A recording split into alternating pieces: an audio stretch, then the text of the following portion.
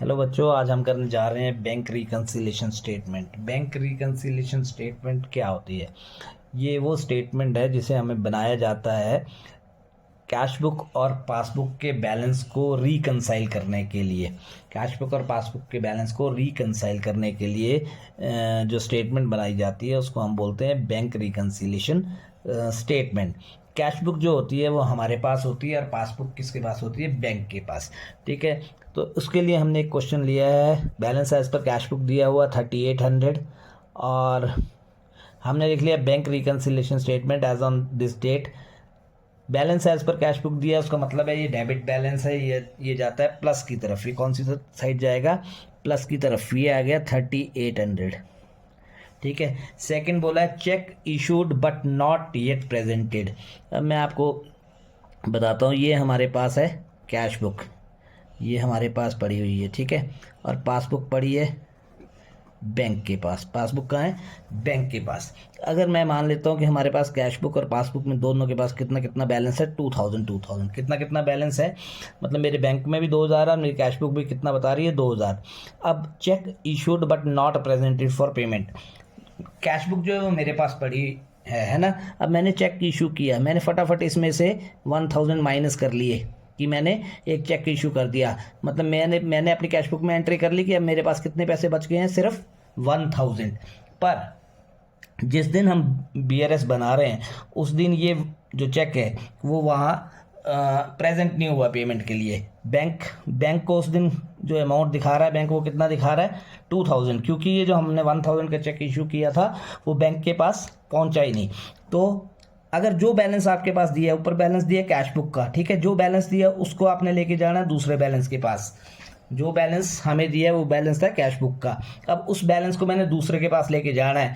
1000 को 2000 बनाने के लिए क्या करना पड़ेगा? प्लस करना पड़ेगा। क्या करना पड़ेगा? प्लस करना पड़ेगा। अब यहाँ है check issued but not presented for payment. कितने का चेक था? 2000 का। चेक इशू के लिए मुझे क्या डालना पड़ा? प्लस में। मैंने बताया आपको कि कैश बुक और पासबुक दोनों में मैंने देखा है कि हमारे पास कितना कितना बैलेंस पड़ा है? 2000। ये हमने एज्यूम किया है। ठीक है, और उसमें से मैंने एक चेक इशू कर दिया। एज्यूम किया मैंने कि 1000 का। जब मैंने चेक इशू कर दिया 1000 का तो हमारे पास जो बैलेंस बच गया कैश बुक में वो बन गया 1000। और पासबुक में कितना बैलेंस है? पासबुक में 2000 का 2000 है, क्योंकि वो चेक प्रेजेंट ही नहीं हुआ बैंक में। तो अब जो बैलेंस हमें ऊपर दिया होता है उस बैलेंस को हमने दूसरे के पास लेके जाना है। मतलब 1000 को 2000 के पास ले जाने के लिए क्या करना पड़ेगा? प्लस करना पड़ेगा। इसलिए मैंने cheque issue but not presented for payment को क्या किया? प्लस में अमाउंट डाला। ऐसे ही अगला है cheque sent for collection. Cash book, passbook. फिर मैं एज्यूम कर रहा हूं कि हमारे पास कितने कितने पैसे हैं? 2000 और 2000। Cheque sent for collection. Cheque sent for collection का मतलब है कि मुझे कहीं से चेक आया और उसे मैंने बैंक में डाला। जब मैंने बैंक में डाला तो मैंने अपनी कैश बुक में फटाफट ऐड कर लिया कि मेरे पास दो से कितने पैसे हो गए? 2000 की जगह 3000 रुपया हो गया। पर वो जो चेक है वो कलेक्शन पे नहीं आया जिस दिन हम बीआरएस बना रहे थे।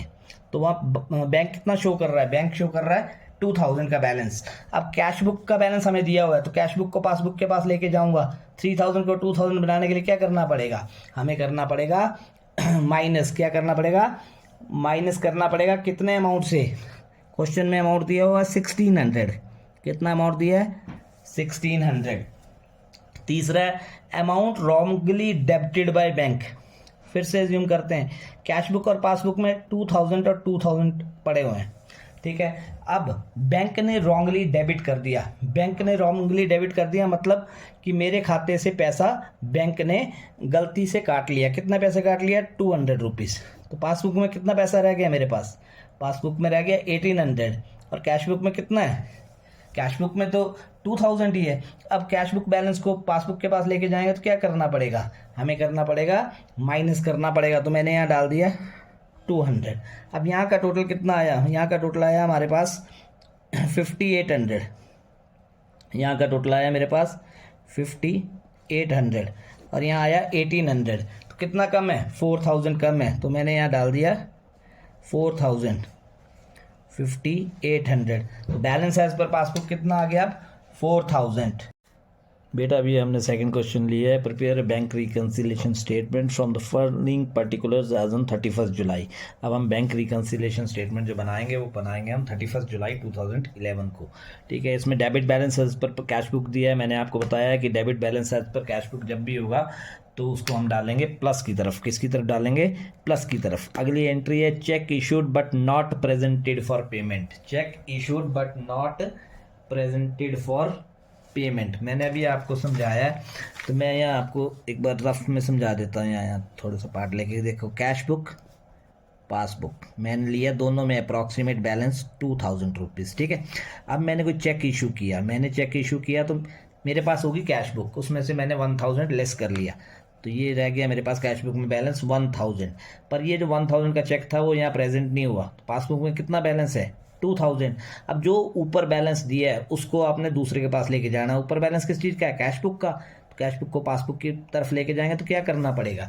यहाँ करना पड़ेगा, हमें प्लस करना पड़ेगा। Check issued but not presented for payment कितने से?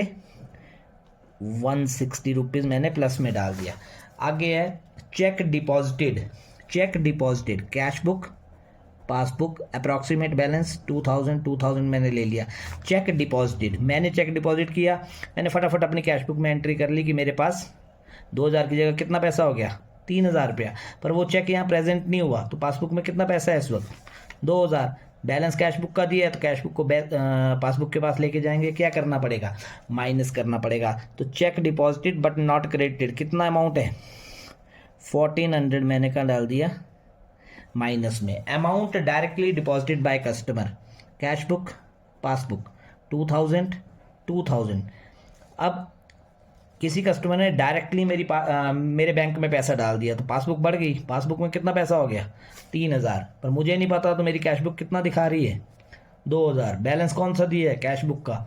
इसको यहाँ लेके जाएंगे, क्या करना पड़ेगा? प्लस करना पड़ेगा। कितने से?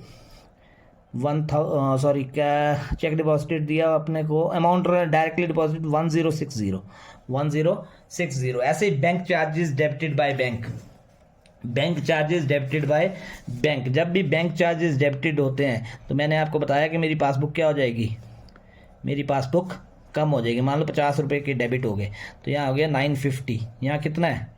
1000। कैश बुक का बैलेंस दिया, तो यहाँ से यहाँ जाएंगे, क्या करना पड़ेगा? माइनस करना पड़ेगा। कितने से?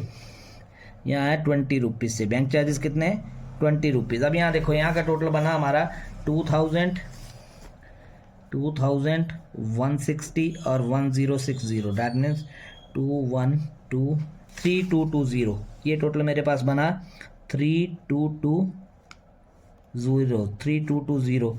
इसमें से हमने माइनस कर दिया 1420, तो रिमेनिंग बचा 1800। कितना बचा हमारे पास? रिमेनिंग बचा credit balance as per passbook 1800, और यहाँ हम टोटल कर देंगे 3220। तो उम्मीद करता हूँ बेटा आपको ये वीडियो पसंद आएगी। ये कैश बुक की वीडियो बनाई है हमने डेबिट बैलेंस की। अगली वीडियो होगी कैश बुक के क्रेडिट बैलेंस की ओपनिंग की बनाएंगे और पासबुक की। ठीक है, होप करता हूँ आपको ये वीडियो अच्छी लगेगी तो चैनल को सब्सक्राइब करो, शेयर करो और लाइक करो। Okay, have a nice day.